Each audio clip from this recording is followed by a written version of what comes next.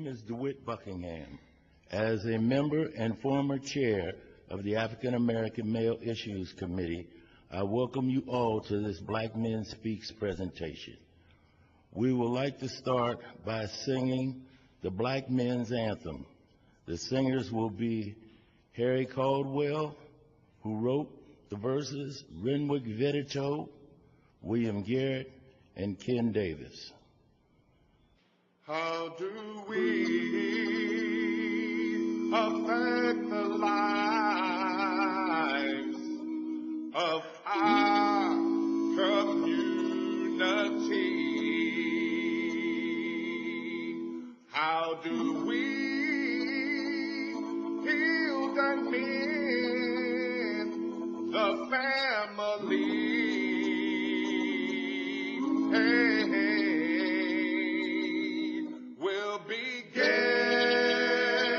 by sharing our stories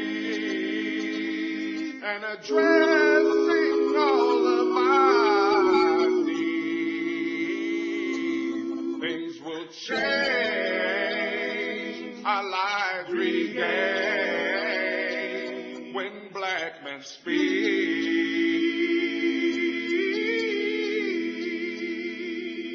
We lift our voice to speak about the things that we go through, to enlighten and educate and inspire you. Yeah, let's eradicate the stigma and the trauma in our community. Things will change, our lives regain when black men speak.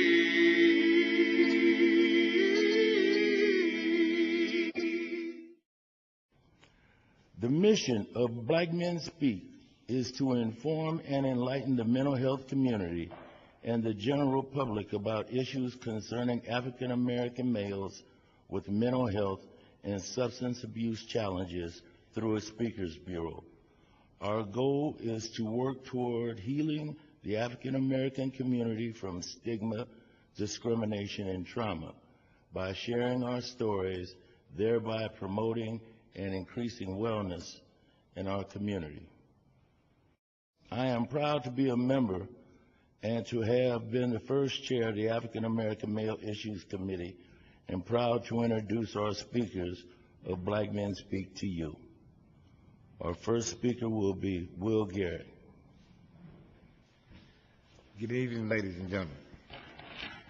My name is William Garrett, and my subject is Giving Back by Sharing Universal Principles.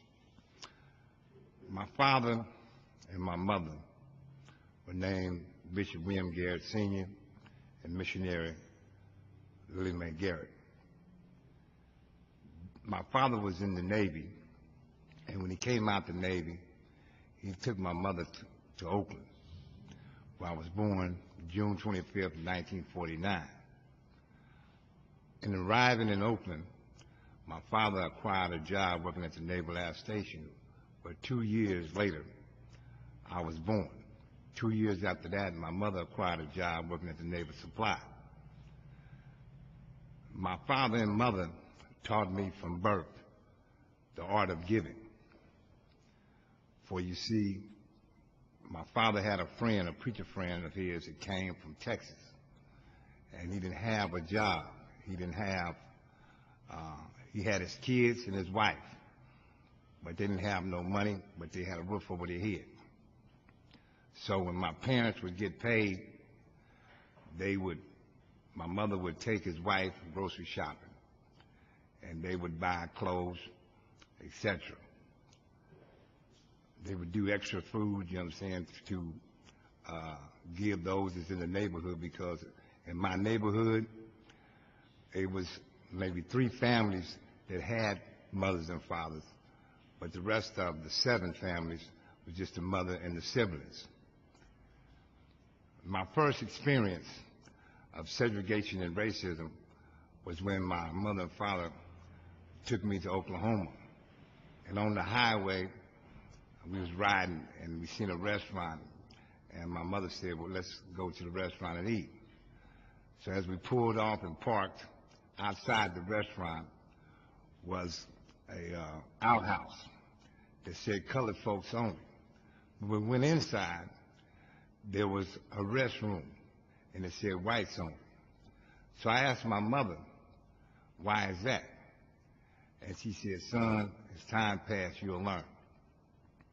Well, growing up in Oakland at that particular time, like I said, you know, the families, chosen few families with mothers and fathers, so therefore the ones that didn't have a father, the mothers was working like 1 or 2 jobs. So that was the beginning of my experience of crime, because those boys that were in those families started out stealing, burglarizing, robbing, etc., just to help their mother feed and clothe their brothers and sisters, not knowing that by habit they would start the life of crime.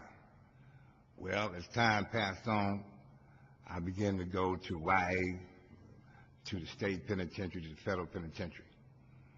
Then I met a man named Dr. Jasper Laurie, which is my pastor. And in doing so, he kept telling me that I had a problem of dual diagnosis, a substance abuse problem, and that he wanted to help me. And so I kept going back and forth, back and forth, back and forth. In the 8 years, the first 8 years, I took him through it. But then I come to the realization that I was tired. So I came to him. And so now I'm the medical coordinator of Bureau House Community Services, which specializes in homeless, mentally and physically disabled people. In my closing, I'd like to share something that I learned from an African-American man, which was the first African-American congressman. And he said these words: it takes a village to raise a child. But I say to you, it takes a nation to raise a village. God bless you. Our next speaker will be Mr. Ernest Hardmon III. My name is Ernest Hardmon III. I'm going to be speaking today about the legacy of slavery. Ma'afa, that's the African word for the African Holocaust, or they call it the Holocaust of Enslavement. I'll also be talking about post-traumatic slave syndrome, PTSS. Asanga Edom, Hotep, Abaragani, Alafia. For my American friends, yo, what's up? First, I greet you in the language of my ancestors to make you aware of the African culture I represent. Then I call upon my spiritual advisors to sit with me to assure that my speech represents truth and respectability. And if needed, these ancestors will assist me with my walk. When looking back into any history of a people, their name can prompt a reflection on the land of the people, the history of the people, and the culture of the people. Color designation such as black is not land designation. Black tells you how you look, not who you are. Black people have no designated land because we lost connection with land of our origin when we were taken from Africa. Furthermore, the land we came to after being taken from Africa is not designated as our land, despite the fact that our forefathers worked that land and some were promised to receive a share of that land. Remember 40 acres and a mule, reparation, and things of that sort. We as African Americans have been deprived of land designation, and our self-love was stolen from us when we were taken from Africa. Here are some facts about the cultural heritage of black people. The first Africans in America arrived as indentured servants. Some call them domestic slaves, via Chesapeake Bay, Jamestown, Virginia, in 1619. Indentured servants are servants that work for a period of time to obtain their freedom, usually 4 to 7 years.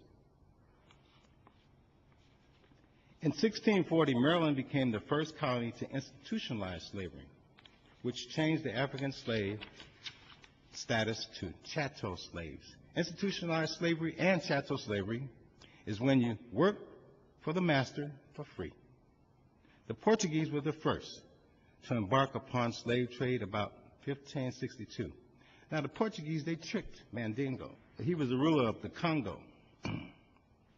They tricked him because they wanted the indentured slaves. They wanted slaves that were slaves of war. And what the Europeans did, they just wanted more. They was greedy. They wanted more and more slaves. So what they did was they kept on getting more and more and more. And the king wrote them plenty of letters and tried to make contact to stop slavery. The prime area of slaves was on the west coast of Africa called the Sudan. It was ruled by 3 major empires, Ghana, Mali, and Sudan. African tribal wars produced captives, which became a source of supply of slaves in the European slave market. Other Africans were kidnapped by African slave hunters or by the European slave hunters. The main bartering trading sources used by the Europeans to secure African slaves was glass beads, whiskey, ivory, and guns. Let's talk a little bit about the Middle Passage. Some authors refer to the Middle Passage routes as the triangle trade, the three-corner, the roundabout, and the transatlantic. The Middle Passage was the journey of African slaves from their homeland to the Americas, later known as the United States of America. The British went south, down the coast of Africa. Then unsuspected Africans, just doing their daily chores, walking around, were attacked and enslaved. They were put in shackles, left leg to the right leg, and bound, chains around their arms and bracelets around their neck.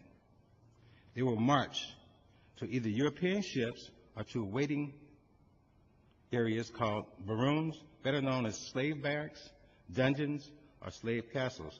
Now, in those ships, the stink was unbelievable. They were sitting side by side about 5 inches apart, and they couldn't urinate. They couldn't go anywhere. They had to just urinate on themselves. They got sick. They would just throw up on themselves. It was very horrible times back then.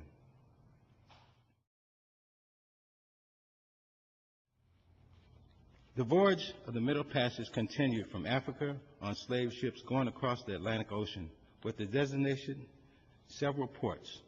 West Indies was one, the Caribbean, Cuba, Jamaica, Puerto Rico, Haiti, Santo Domingo, St. Thomas, St. John, St. Croix, and last but not least, Barbados. The African slave transported by way of Middle Passage became an easily identified group targeted as being inferior, feeble-minded, subhuman, infidels, and destined for servitude. The slave ships to the Americas generally took about 4 to 6 months and carried from 300 to 400 people.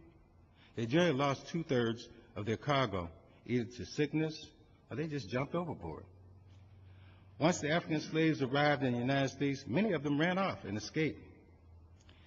They went to vast wildernesses in the undeveloped American countryside.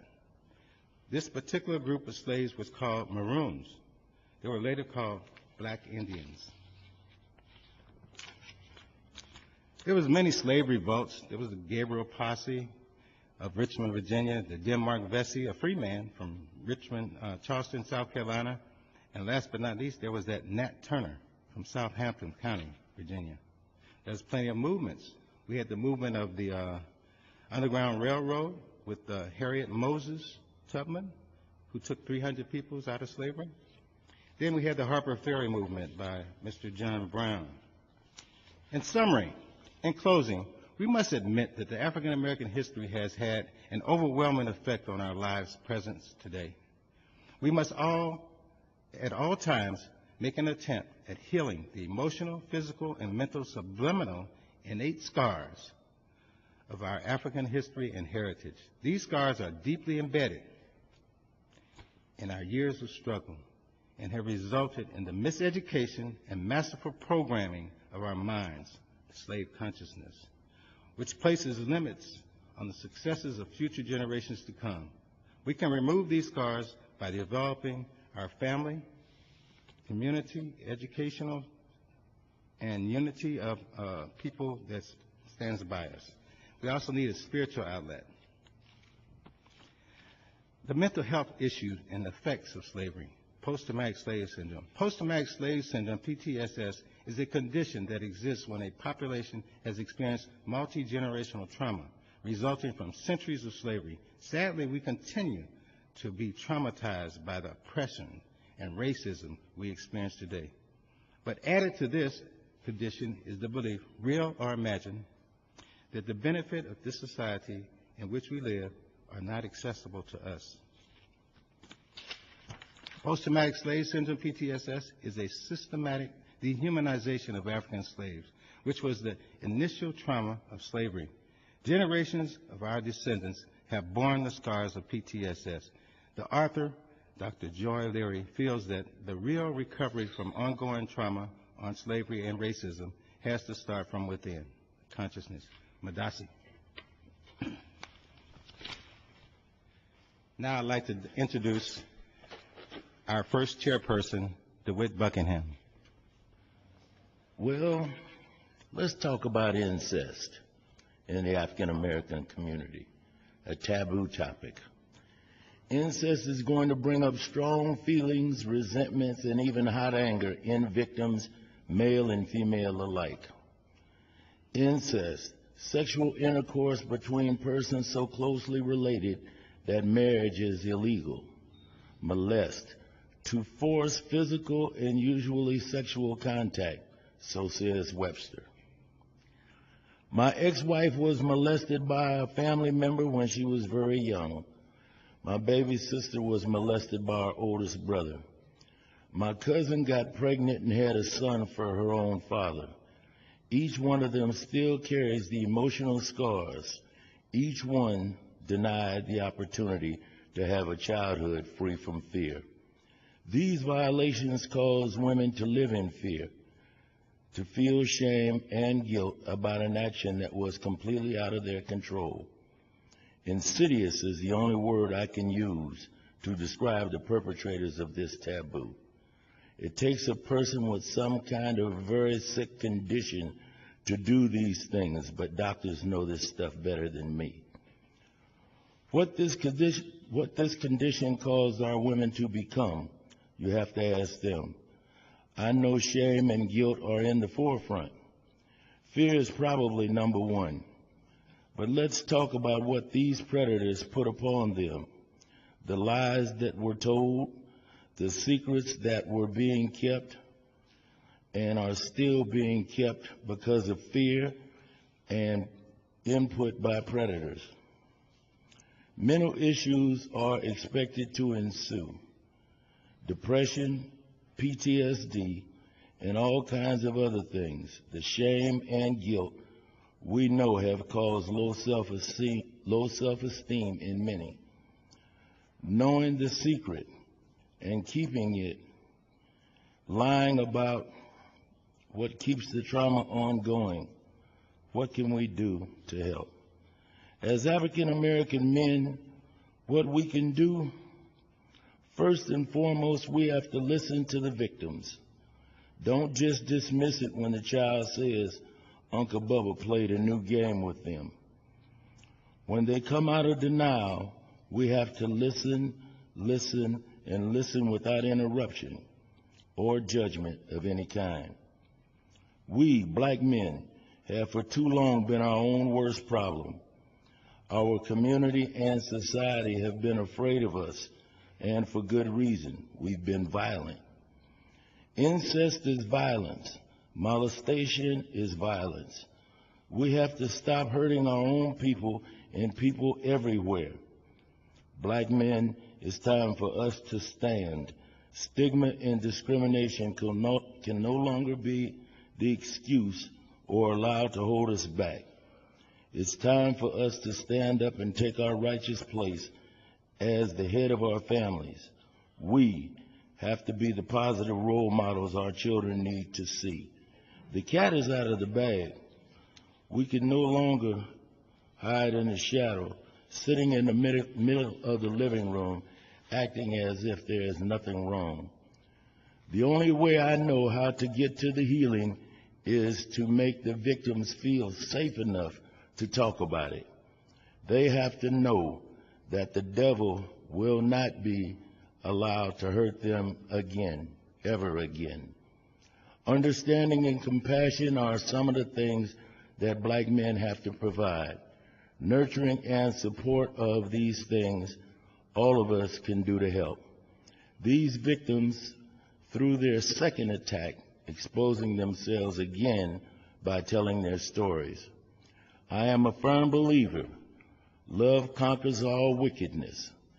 The truth and lies cannot live in the same space. That evil will flee from the light, and that we, black men speak, are bringing new strength, truth, and love to our African American communities.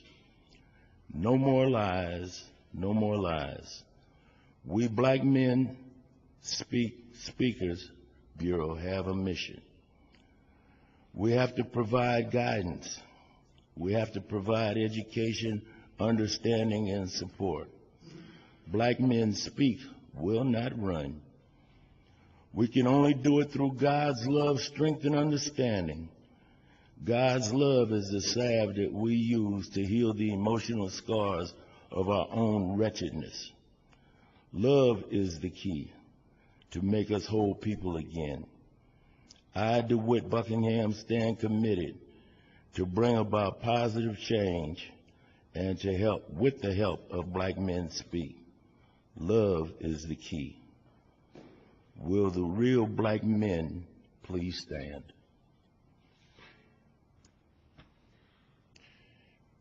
Thank you for allowing us to share our stories with you. We hope we have opened your minds and hearts to the issues of black men with mental and emotional difficulties that we face. We hope that we enlighten you on some of our pain and our recovery. My name is Harry Caldwell, and I'm the current chair of the African American Males Issues Committee, and I too stand before you with a message of hope for a brighter tomorrow.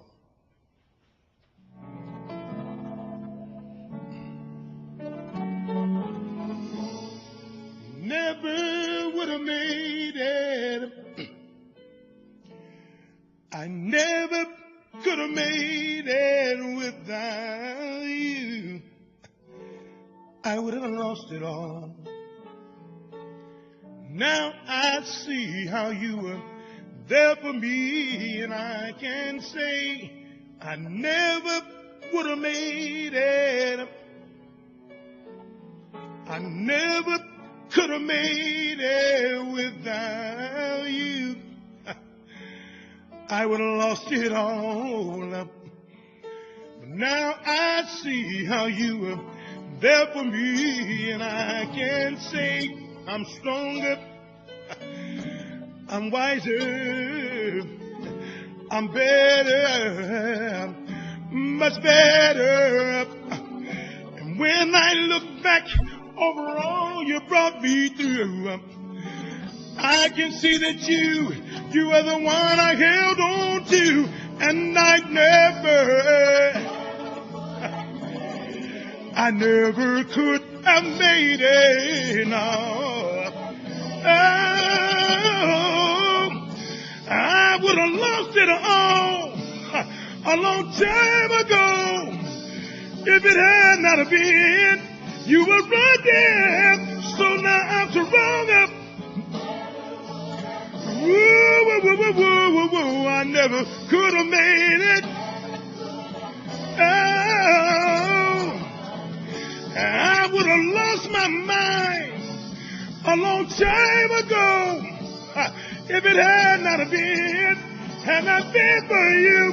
So now I'm stronger, I'm wiser, I'm better, so much better. Yeah. I made it through the storms and through my tests because it was you that carried me to my nest. It makes me stronger, I'm wiser, I'm better, so much better, yeah. I can stand here today and testify to the fact that I made it. Look at me, y'all, I made it. It makes me stronger, I'm wiser, better than better, yeah. So much better. I made it. See, I made it. Can't you see that I made it? Lord knows I made it. I never could have made it. Whoa, whoa, whoa, whoa, whoa, whoa, whoa. I never could have made it. No, no. I would have lost it all. Now I see it. You're there for me. I never would have made it. Never could have made it without him by my side. Without the Lord being my guide. I'm stronger. I'm wiser. Yeah. Better than better. Yeah. I never could have made it. No.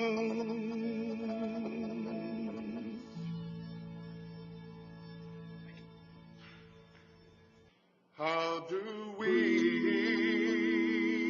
affect the lives of our community? How do we